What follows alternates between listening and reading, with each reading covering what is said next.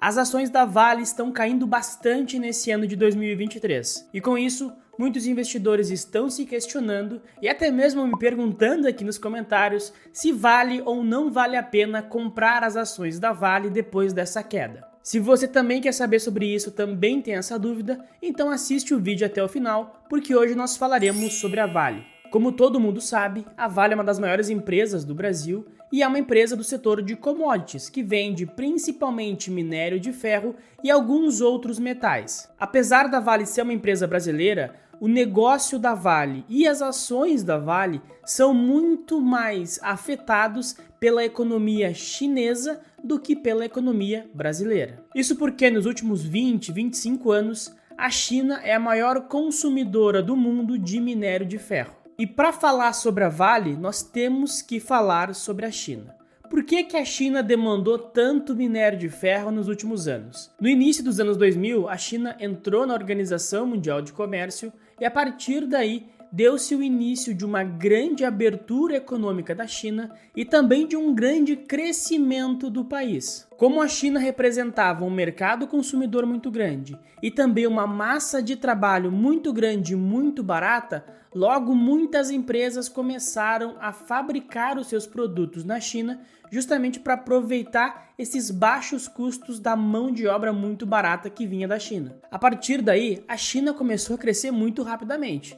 Porque basicamente a China era um país de mais de 1 bilhão de pessoas que estava excluído da economia mundial. Quando a China adentrou e de fato entrou na economia global, nessa cadeia econômica, cada vez mais pessoas foram empregadas porque a economia chinesa começou a crescer muito forte e consequentemente o país, a China, também cresceu de maneira muito acelerada por conta desse bônus demográfico. O que é esse bônus demográfico? Resumindo assim, bem basicamente, a China tinha uma população enorme que não estava inserida na cadeia econômica.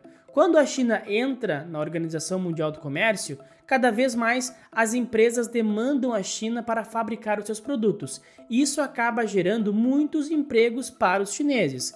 Com cada vez mais chineses entrando na cadeia econômica, tendo seus empregos e consumindo por consequência, a economia chinesa deu essa alavancada muito rapidamente. E além disso, por conta dessa melhora econômica, a gente viu uma grande migração dos chineses que moravam no interior indo para as grandes cidades justamente para buscar esse emprego e para buscar uma condição melhor de vida. E consequentemente, com as pessoas tendo cada vez mais dinheiro para consumir, uma vez que agora elas têm um trabalho e a economia está melhorando, com cada vez mais pessoas vindo do interior para as grandes cidades, essas pessoas começaram a demandar moradias. Então houve um grande boom imobiliário, porque pensa bem, fazer moradia para mais de 1 bilhão de pessoas não é coisa simples. E um dos principais componentes para a construção civil, para a construção de prédios, casas ou obras de infraestrutura mesmo, é o minério de ferro. E é por isso que a China foi a grande compradora de minério de ferro nos últimos anos e é também a principal compradora da Vale por consequência. Além dessa demanda muito forte por moradia, à medida que os anos foram passando e os chineses já tinham a sua casa própria e tinham uma condição financeira melhor, cada vez mais chineses optavam por comprar imóveis como investimento. Portanto, a demanda por imóveis seguiu estabilizada em um patamar alto durante muito tempo, o que foi extremamente positivo para a Vale. Dessa forma, o desempenho operacional da Vale e das suas ações é atrelado diretamente ao preço do minério de ferro, que por sua vez é atrelado diretamente à demanda chinesa. Quanto mais demanda tem por parte da China, maior fica o preço do minério de ferro. E aqui para mim entra o primeiro ponto preocupante para a Vale, porque o crescimento chinês ele está minguando, ele já não é nem perto do que era no início dos anos 2000. Nós já vimos no ano passado a China crescer menos do que era esperado, esperava-se que a China fosse crescer em torno de 5, 5,5%, e a China cresceu por volta de 3% no ano passado. E eu sinceramente acredito que a tendência para os próximos anos é esse crescimento seguir nessa linha ou até mesmo diminuir. O bônus demográfico que a China tinha e impulsionou o crescimento do país já acabou. Nós não temos mais tantas pessoas vindo do interior para as grandes cidades e até mesmo a demografia está se invertendo. No ano passado, pela primeira vez em muitos anos, a população chinesa diminuiu.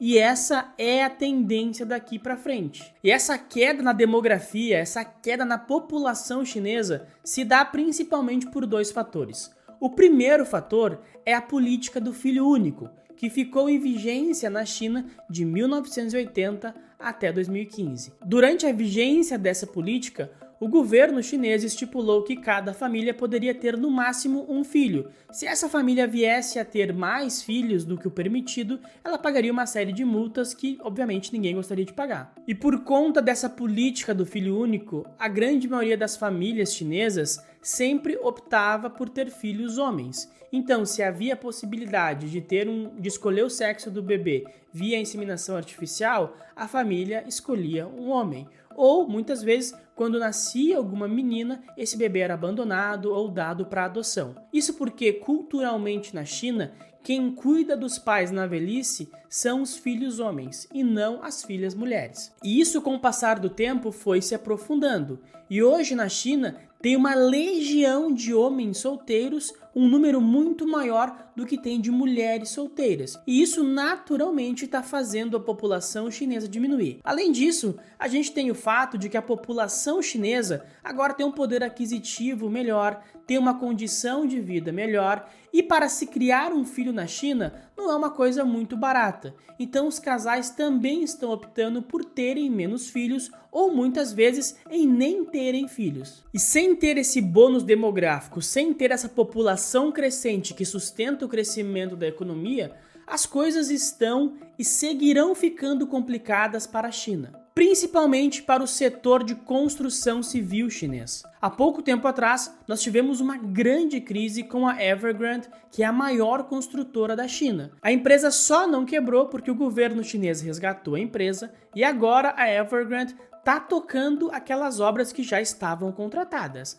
Mas a empresa hoje em dia é praticamente um zumbi. Essa situação da Evergrande mostrou o quanto é complicada a situação do setor imobiliário chinês. Inclusive, vazaram vídeos de prédios sendo demolidos, sendo jogados abaixo, pelo simples fato de que não existe mais pessoas, mais chineses interessados em comprar novos imóveis. A grande maioria dos chineses já tem a sua casa própria, alguns chineses têm 2, 3, 4, 5, 6 casas como forma de investimento e cada vez mais a demanda está diminuindo. O setor de construção civil, o setor imobiliário na China, representa mais ou menos 30% do PIB chinês. Então, caso esse setor sofra um grande colapso, isso vai afetar duramente o PIB e o crescimento da China, o que por sua vez vai afetar diretamente a Vale. Se eu tenho o setor de construção civil da China, que é o principal comprador de minério de ferro do mundo, colapsando, as casas sendo demolidas e a demanda muito fraca, isso significa que cada vez menos a China vai demandar minério de ferro, o que vai fazer o preço do minério cair e, consequentemente, a lucratividade da Vale também diminuir. Os dados econômicos vindos da China nesse ano estão geralmente vindo abaixo das expectativas, o que também contribuiu muito para essa queda das ações da Vale nesse ano. Porém, com esses dados mais fracos da economia chinesa, tem-se a expectativa de que o governo chinês, mais cedo ou mais tarde, vai anunciar estímulos econômicos, o que pode fazer o setor de construção civil dar uma respirada, fazer o preço do minério subir e, consequentemente, vai ser positivo para a Vale. Mas isso ainda não aconteceu e eu, sinceramente, não tenho tanta certeza assim que acontecerá. Então, na minha visão, esse menor crescimento da China se aprofundando nos próximos anos e esse grave problema no setor de construção civil chinês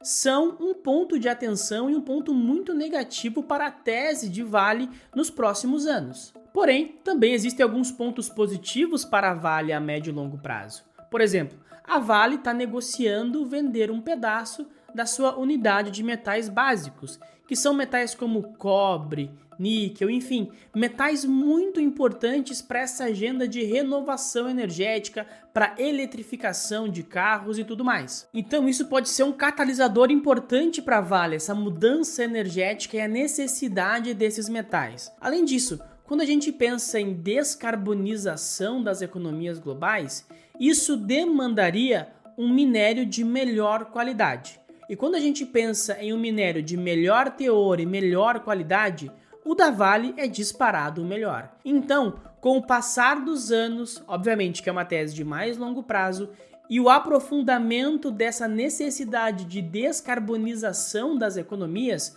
pode ser que o minério da Vale, por ser de um teor e de uma qualidade melhor, tenha um prêmio sobre o minério negociado no mercado. Então isso também pode ser um ponto positivo para a empresa. Olhando aqui para os múltiplos da Vale, hoje a empresa negocia mais ou menos 3,5 vezes o seu PL, o que é um múltiplo baixo e inclusive pode animar muitos investidores que pensam, bom, o ideal é comprar empresas que tenham um PL baixo, correto?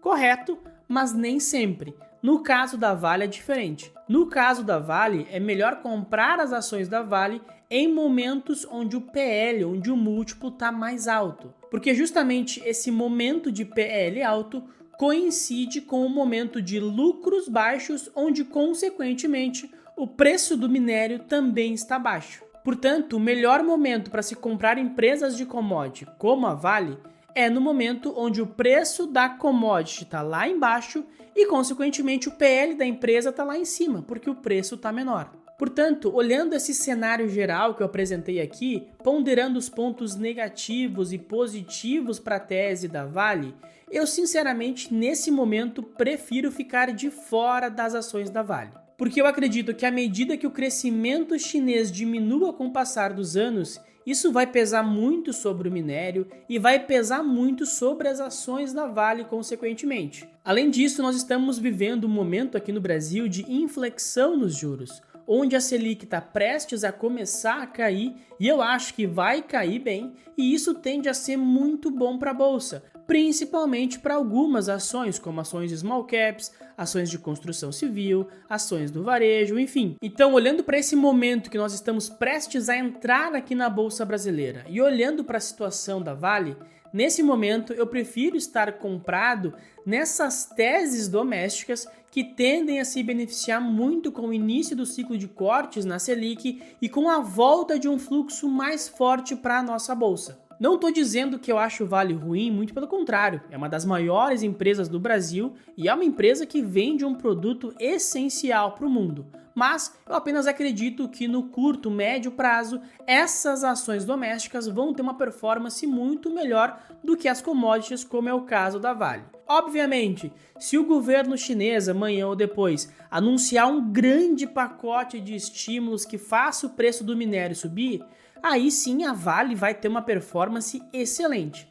Mas sinceramente, esse não é o meu cenário base por enquanto. Mas agora, como sempre, eu quero saber a tua opinião sobre a Vale. Tu tá de fora? Tá comprado? Tá vendido? Enfim, o que tu tá fazendo nesse momento? E além disso, não esquece, te inscreve no canal, ativa as notificações para nunca perder nenhum vídeo e também deixa o like nesse vídeo, para ele chegar no máximo de pessoas possível. E se puder também, compartilha esse vídeo com aquele amigo, familiar que tá comprado ou tá pensando em comprar as ações da Vale, tá certo? Muito obrigado pela atenção e até a próxima.